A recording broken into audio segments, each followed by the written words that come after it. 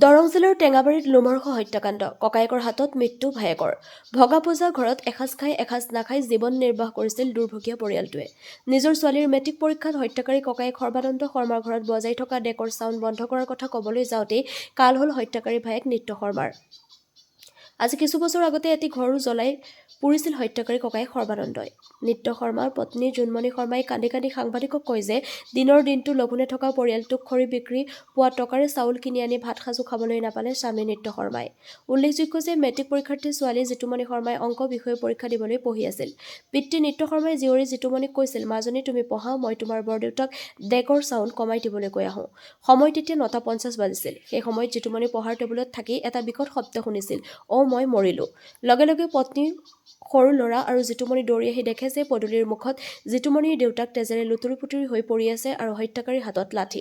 চাৰিজনীয়া পৰিয়ালটিৰ দুৰ্ভগীয়া পৰিয়ালটো নিৰাপত্তাহীনতাত ভুগি আমাক ন্যায় লাগে বুলি কান্দি কান্দি সাংবাদিকক কি ক'লে শুনিলে সকলোৰে চকু কপালত উঠিব। কলাইগাঁৱৰ পৰা ভুৱন মণিয়াৰ ৰিপৰ্ট, AIN লাইভ। এনেকে ভাবলে মানে ইয়াৰ ছোৱালীটো মেট্ৰিক দি আছে, এইবাৰ মেট্ৰিক দি আছে যে সিহঁতে অন্যমতে দিশটো বজাই থাকে। আমাৰ ৰাতি কাৰেণ্ট নাই ইফালে। আমাৰ মালিকৰ দাদিয়াক হয়। মালিক সৰু, তেওঁ মাজু হয়, তেওঁ সৰ্বা শৰ্মা। তাৰপিছত তাই মেট্ৰিক দিয়া পাই সিহঁতৰ ল'ৰাও আছে, সিহঁতৰ ল'ৰাটোৱে আকৌ এইৰ লগত একে সময় নিয়ে, সিহঁতৰ ল'ৰাটো পঢ়া শুনা বাদ দিছে যে সি পাই হিংসাতে অন্যমতে দিশটো বজাই থাকে। তাৰপিছত তাই দেউতাকে আহি পালা, মাল লৈ পেলাই, খৰচ পাতি লৈ পেলাই আহি পালা আৰু আহি পাই দি পেলাই মোক ক'লা, তই ভাত বনাও, ছোৱালীকেইটাকো ভাত বনাই দি, মই আকৌ ওচৰত নাম আছে, নাম চাবা যাম, মোক লাগি সজাই থবি, নথলি নাই, মই তাতে খাম আৰু ৰাতিপুৱা মই ঘৰ আহি পাম, তহঁতে আকৌ দৰ্জা দি পেলাই ঘুমিয়ে থাকিবি বুলি কৈছে। তাৰপিছত যে সেনেকে কৈ উঠি পেলাই ইফালে এই দেউতাক বজাই আছে নহয় নে, দেউতাকৰ কি হেৰি হ'লে কৈছে যে মোৰ ছোৱালীয়ে মেট্ৰিক দিব এইবাৰ, কিয় দেশটো বজাই থাক ভালকে তহঁতে বুলি মানে সেই আশাৰ সিহঁতক কৈছিল আৰু বন্ধ কৰে তহঁতে ছোৱালীটো মেট্ৰিক পৰীক্ষা দিব। সেইবিলাক কৰোঁতে সেইটোৱে তাৰমানে সিহঁতৰ হেৰি হ'লা হৈ আকৌ খেদিয়ে আহিছিল গোটেইকেইটা। এই লাঠিয়ে মাৰিছে আৰু হয়, ডাঙৰ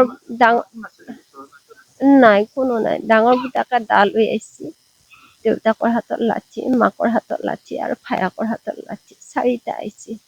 আহি পেলাই মানুহটো কোনফালৰ পৰা কেনেকে আহি মাৰলা গমেই নাপালো। লাষ্টত যাই আহি মই মৰিলোৱে, মোক মাৰলোৱে বুলি কৈছে। আমি গোটেইকেইটা আগুৱাই দিছিলো, তাতে ছোৱালীটোকো দাহ লৈ খেদিছে মাৰিব লাগি।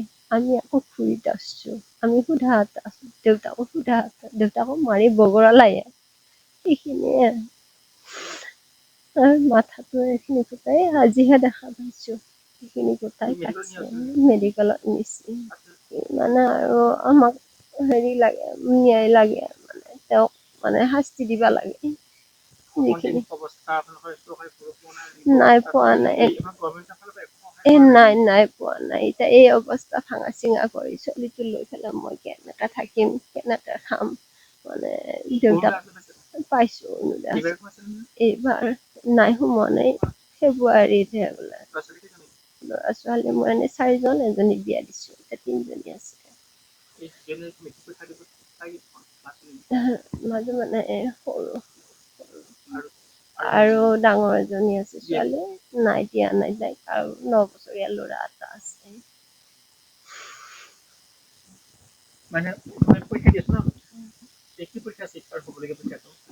মেথছ আছে, মানে ইলেক্ট্ৰিক আছে আৰু চাইন্স আছে।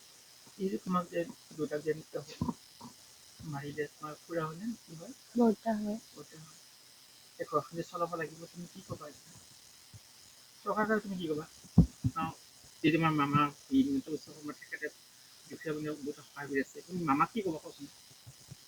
আমাক সহায় লাগে আৰু এতিয়া দেউতাও নাই, আমি কেনেকে চলিম। কৌতলা 3টা আৰু 3টা আছে।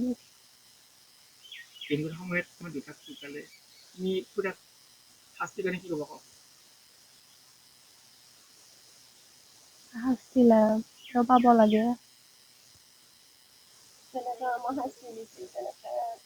বেছিভাগ গুণহে পাব লাগে সিহঁতে। মোৰ ল'ৰাটো সৰু আছে যিহেতু, দেউতা বুলিবলৈ আৰু কোনো নাই। সিহঁতক মানে শাস্তিৰ ওপৰত শাস্তি দিব লাগে। মোৰ নাম জুনুমণি শৰ্মা। মই মঙলদৈত থাকোঁ। আজি খবৰ পাইহে আহিছোঁ। বিশেষ মানে ঘৰুৱা কাজিয়া কি আছে কি নাই মই একো নাজানো। এতিয়া আহিছোঁ, দেখিছোঁ, সেয়া আৰু এতিয়া তেওঁলোকৰ ন্যায় বিচাৰ লাগে আৰু এইকেইটা পৰিয়ালক মামাই চাব লাগে। আমি চৰকাৰৰ ওপৰত এইটো মানে দায়িত্ব দিছোঁ আৰু তেওঁলোকে মানে চাব লাগে আৰু বাকী পৰিয়ালকেইটা জীয়াই। মোৰ নাম জিতুমণি শৰ্মা। যিকোনো খবৰ আৰু বিজ্ঞাপনৰ বাবে যোগাযোগ কৰক 7896121996।